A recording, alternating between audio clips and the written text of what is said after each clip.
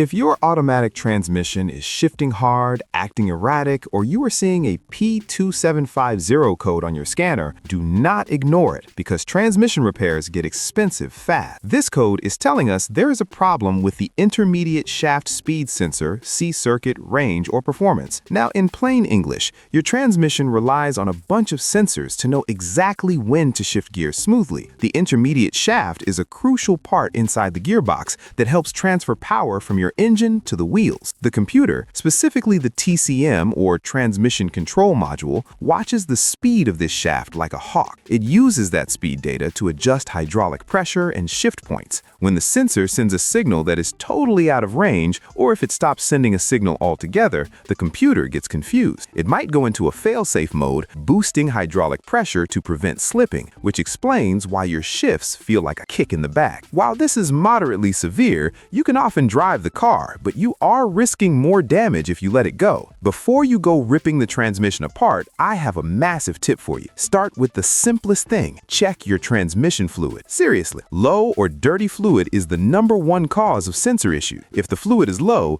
the sensor cannot read right. If the fluid smells like burnt toast, you might need a full service with a new filter and gasket. If the fluid looks good, then you need to hunt down that sensor. It is usually on the transmission housing. Sometimes you have to remove the airbox or battery to get to it. Check the connector first. Is it oily? Is it corroded? Clean it up. If you can take the sensor out, look at the tip of it. These are magnetic, so they attract tiny metal shavings from normal wear. If the sensor looks like a fuzzy chia pet with metal shavings, clean it off with some brake cleaner and a rag. That might be your entire problem right there. If it is clean and you still have the code, you will need to multimeter to test the resistance of the sensor against the manufacturer's specs. But honestly, 9 times out of 10, it's either dirty fluid or a dirty sensor tip messing up the signal.